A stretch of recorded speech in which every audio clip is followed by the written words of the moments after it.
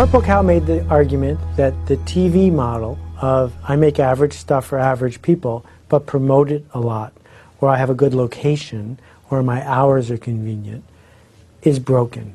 And it's broken because there's too many choices. There are too many average things to choose from.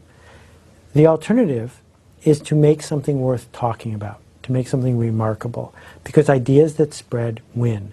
And if everyone knows why your furniture store is better, if everyone knows why your services are more efficient, then you win. So the only job you have is to spread the word. The question then is, will you choose to spread the word? I followed that up with a book called Free Prize Inside that was more about how you do that, how you go to the edges and create innovative, remarkable options. After that, I switched gears and talked in Meatball Sunday about how the internet works and why most businesses misunderstand it. Why? Well, they misunderstand it because they think it's like TV. They think that the job of the internet is to be like it used to be, but for free.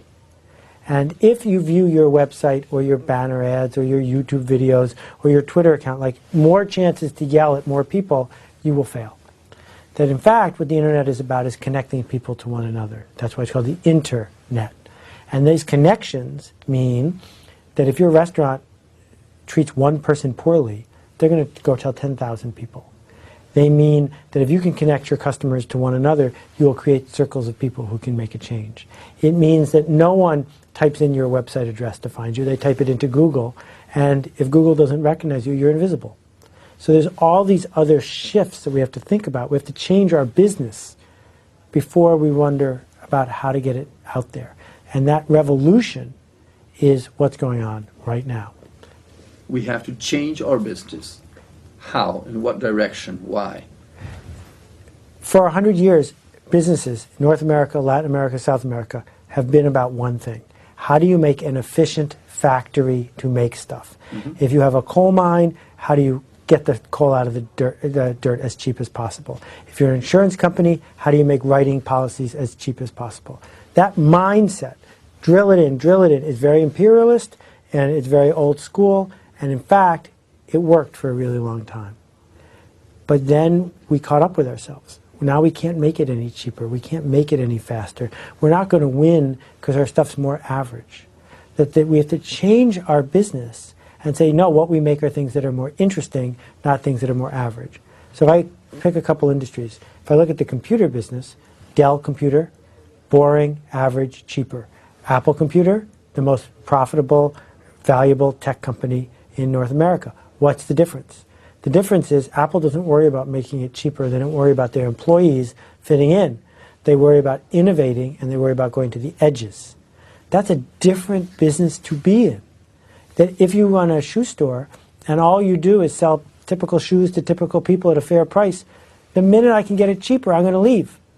But if you're doing something innovative, there's a furniture store in Boston, for example, that has a roller coaster in the store and a whole special area for husbands. Roller coaster. Yes, and a whole special area for husbands and a giant screen. So on the Super Bowl day, for the big football game, it's filled with all the husbands watching the best screen in town while all their wives are out there shopping.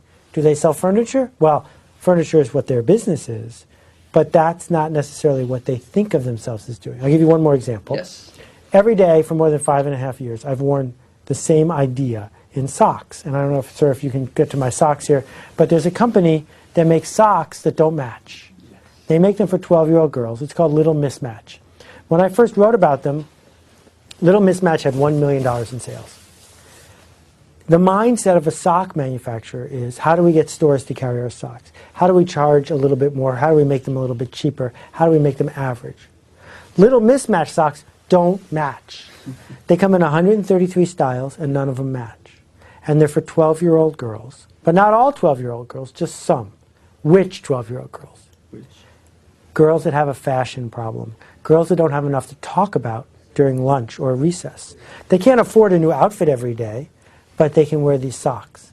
And one girl says to another, want to see my socks? And that is their entire marketing strategy. Want to see my socks? Because then that 12-year-old girl goes home and says to her mom, I need new socks. So you want to know how much they did last year? How much? $40 million. In 5 years, they grew to $40 million. How did they do that? The socks are ordinary, but the story is extraordinary. So if you said to them, what do you do for a living? They wouldn't say we make socks. They would say we tell stories.